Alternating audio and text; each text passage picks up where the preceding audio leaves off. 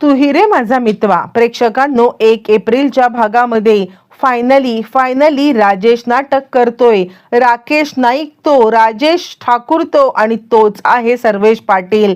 हे आता सत्य एका सगळ्यांच्या समोर येताना दिसणार आहे आणि हे सगळं कसं घडणार आहे, काय घडणार आहे आणि आता सगळं नाटक करत असलेल्या या राजेशचं भांड फुटल्यावरती अंजली काय निर्णय घेणार आणि सगळं आता एका झटक्यात क्लिअर कसं होणार आहे सगळं पाहू।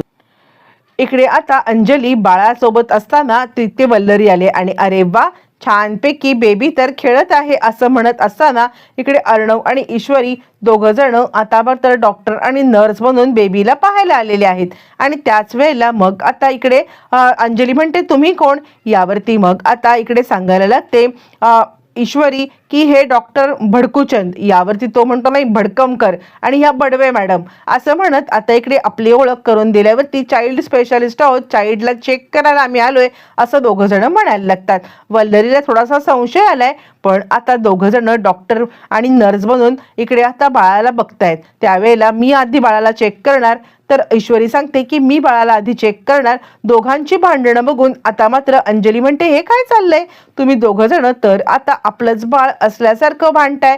यावरती मग आता दोघं म्हणतात हो ते आमचंच तर बाळ आहे। त्यावरती ईश्वरी आता हे बोलल्यावरती अंजली म्हणते काय काय बोलताय काय तुम्ही, यावरती मग मामी म्हणते तुमचं बाळ कसं, हे तर बाळ आमचं आहे ना, आमच्या अंजलीचं आहे। त्यावरती मग आता ईश्वरी सांगायला की नाही म्हणजे कसं आहे या हॉस्पिटलमध्ये एकदा का बाळ आलं ना की आता आम्ही ते आमचं तुमचं असं काही करत नाही, म्हणजे काही झालं ना तरी सुद्धा या सगळ्यामध्ये आम्हाला सगळी बाळं ही आमचीच असतात, आमचीच वाटतात असं म्हटल्यावरती मग हे दोघं जण बाळासाठी भांडतायत। तू बाळ पाहणार की मी बाळ पाहणार। तोपर्यंत इकडे आता छानपैकी शुभूने सगळ्यांसाठी नाश्ता बनवून आणलेला आहे। आता शुभूने ईश्वरी नम्रता आणि त्याचबरोबर सुप्रियाला इंदोरी पोहे खायला घातलेत आणि त्यानंतर पोहे दोघींना खूपच आवडलेले आहेत। त्यावरती नम्रता म्हणते खरंच खूप सुंदर पोहे बनले। तितक्यात आकाशचा नम्रताला कॉल आलेला आहे। इकडे तोपर्यंत ईश्वरी आणि अर्णव हे दोघं जण बाळाशी इतके रमलेत ना, त्याचे डोळे आईसारखे आहेत, त्याचं नाक असं आहे आणि कसं काय छानपैकी बाळ आहे असं म्हणत अर्णव आता किती वेळ त्याला चेक करतोय। अंजली म्हणते काय चेक करण्यासारखं काही आहे का, यावरती तो म्हणतो नाही फॉर्मॅलिटीज आणि आता या बडवे तुम्ही चेक करा बाळाला। मग काय मग आता ईश्वरी बाळाला घेते आणि छानपैकी त्याला आपल्या जवळ घेते। फायनली अंजलीच्या विरोधाला न जुमानता दोघांनी बाळ पाहिलेलं असतं।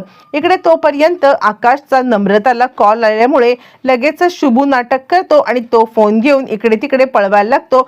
चिडलेली नम्रता त्याच्यावरती रागवते आणि फोन त्याच्या हातातून हिसकावून घेते। काय चाललंय काय तुझं असं म्हणत ती आता आकाशला बोलते आणि आकाश आता तिच्यासोबत बोलतो आणि त्यानंतर तो सांगतो की खरं तर आता इकडे आपण भेटूया आणि आता मी ताईच्या इथे आहे, ताईला आता थोड्या दिवसात डिस्चार्ज असेल, तिला घरी घेऊन जाऊ।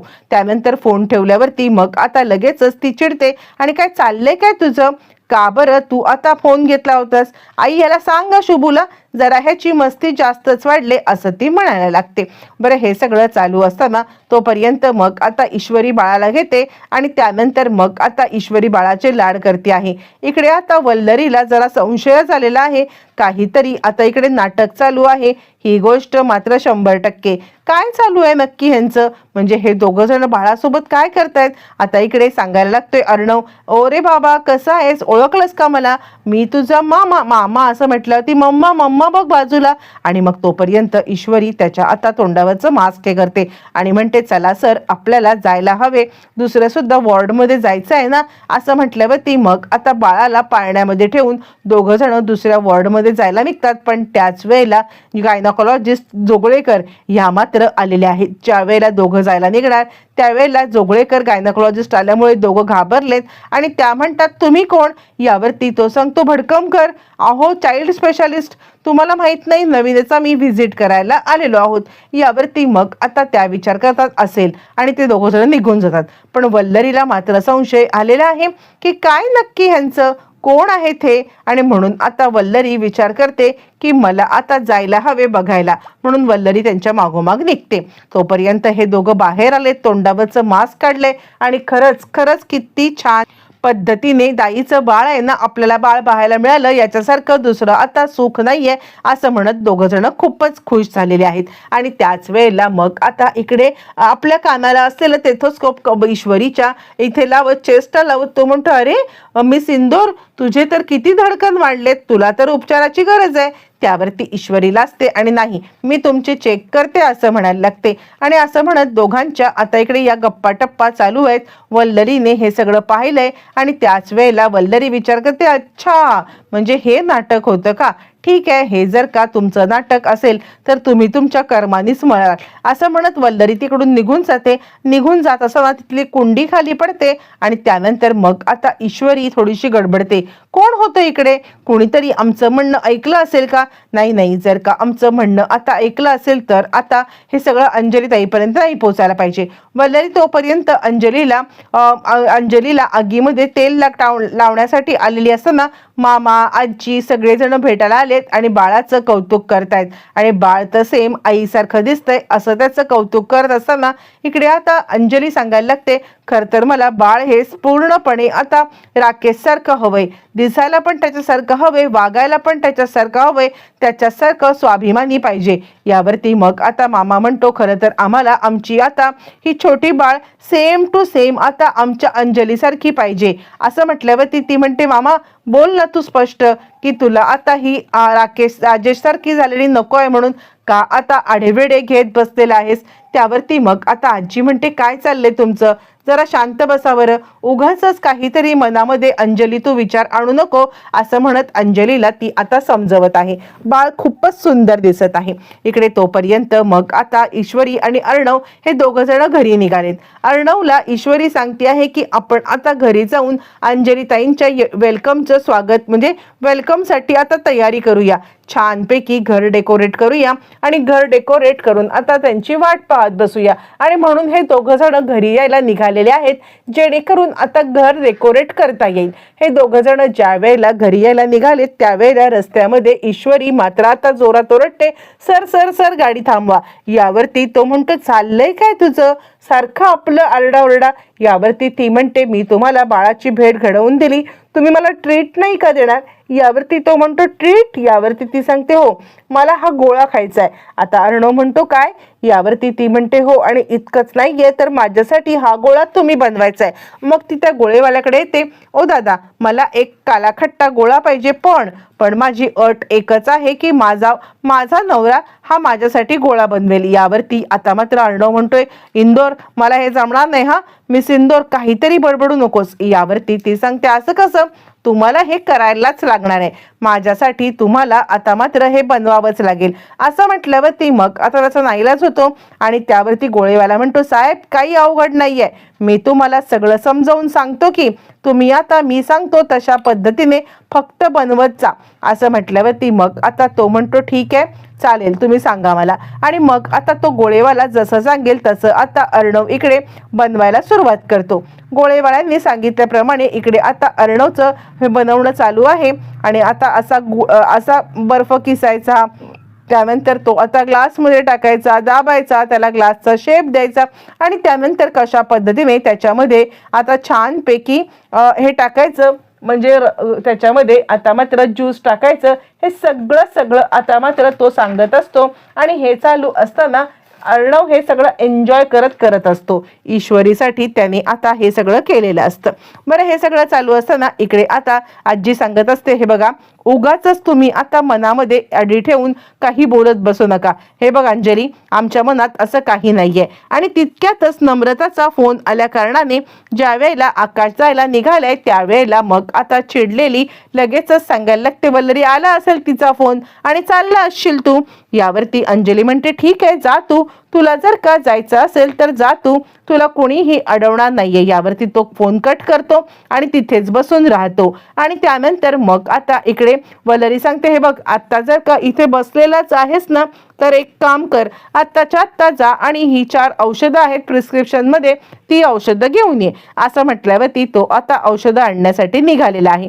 त्यानंतर आजी सांगते आपल्याला लवकरात लवकर डिस्चार्ज मिळेल अंजली, आपल्याला घरी जायचं आहे. त्यावरती मग आता अंजली सांगते मला आधी राजेशला भेटायचं आहे आणि ती आता नर्सला इकडे विचारायला लागते आणि नर्सला सांगायला लागते राजेशला मला भेटायला आत्ताच्या आत्ता घेऊन चला असं म्हटल्यावरती मग आता लगेचच इकडे नर्स सांगायला लागते मॅडम तुमचं सिझर हे काही साधं नव्हतं, तुमचं सिझर थोडंसं कॉम्प्लिकेटेड होतं आणि त्यामुळे तुम्हाला अशा पद्धतीमध्ये अचानकपणे जाता येणार नाहीये. काहीही झालं तरी सुद्धा तुम्हाला इकडे आता थांबावंच लागेल असं म्हटल्यावरती ती म्हणते ते काही नाहीये, काहीही झालं तरी सुद्धा कितीही कॉम्प्लिकेटेड सिझर असला तरी मला जायचं आहे म्हणजे आहे असं म्हणत ती आता अजिबात ऐकायला तयार नाहीये. मग मात्र नाईलाज झालाय नर्सचा आणि चला मॅडम तुम्हाला जर का आता न्यायचं असेल तर मी तुम्हाला घेऊन जाते असं आता म्हणायला लागलेली आहे. बरं हे सगळं चालू असताना तोपर्यंत मग लगेचच आता ती उठते आणि वल्लरी विचार करायला लागते अरे देवा, म्हणजे मी तर इतका छानपैकी प्लॅन केला होता आणि हा प्लॅन केलेला असताना सुद्धा आता माझा प्लॅन एकदम फ्लॉप झाला. हे काय ते काही नाहीये, मला आता अजिबात हे आवडलेलं नाहीये. तोपर्यंत मग आता इकडे आलेली आहे ती म्हणजे अंजली भेटायला राजेशला. ज्या वेळेला ती राजेशला भेटण्यासाठी आलेली आहे तोपर्यंत वल्लरीचा मात्र आता प्लॅन फ्लॉप झालाय. इकडे तोपर्यंत छानपैकी गोळा आता बनवत आहे तो म्हणजे स्वतः अर्णव ईश्वरीसाठी आणि त्यानंतर तो गोळेवाला म्हणतोय बायको आहे ना तुमची, बायकोसाठी तर आता इतकं सगळं करायलाच पाहिजे असं म्हणत तो आता हे सगळं बोलत आहे अर्णवसाठी ईश्वरीसाठी. अर्णवने इतका सुंदर गोळा बनवलाय आणि ईश्वरी ते खात आहे आणि त्यावरती मग आता तो म्हणतो झालं समाधान, आता तरी खुश आहेस का तू. यावरती ती म्हणते मग काय सर तुम्ही सुद्धा खा असं म्हणत ते आपला उष्टा गोळा छानपैकी अर्णवला देते.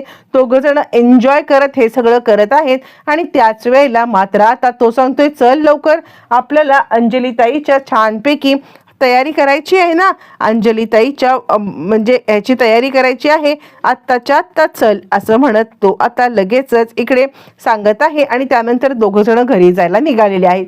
ज्या वेळेला दोघं जण घरी जाण्यासाठी निघत असतात आणि त्याच वेळेला मग आता हे इकडे ईश्वरी विचार करत आहे की काही झालं तरी सुद्धा मी या सगळ्यामध्ये अंजलीताईंच्या मनामध्ये जी काही अडी आहे ती आता दूर करणार. बरं आता अंजली आलेली आहे ती म्हणजे राजेशच्या इथे आणि राजेश बघ की आपल्या बाळाला जवळ घे की, अरे आता छानपैकी मुलगी झाले, तुला तर मुलगीच हवी होती ना असं म्हणत ती आता त्याच्या हातामध्ये बाळाला सोपवते. पण त्याच वेळेला आता इकडे नाटकी राजेश हे सगळं पाहतोय आणि त्यानंतर तो आता इकडे बोलायला लागलेला आहे कोण तुम्ही इथे काय करताय.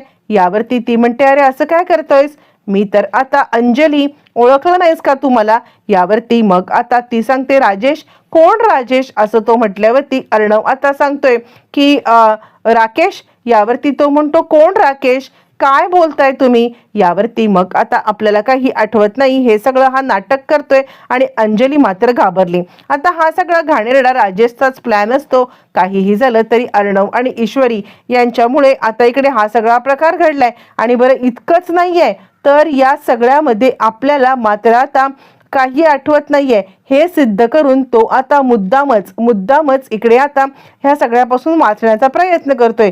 म्हणजे तिकडे दादा आणि त्याचबरोबर दादाच्या सोबत आता इकडे रिया या सगळ्यांना मात्र आता खोटं ठरवत त्यांनी आता मोठा डाव खेळलेला आहे. पण हा खोटं बोलतोय, हा सगळं नाटक करतोय. हे नाटक अंजली आणि आता अर्णव हे दोघं जण कसं काय उघडकीला आणणार आणि आता इकडे ईश्वरी अंजलीच्या समोर कशा पद्धतीने या सगळ्या सत्याचा उलगडा करणार आहे तर येणाऱ्या भागामध्ये सगळ्या गोष्टी आपल्याला पाहायला मिळणार आहेत.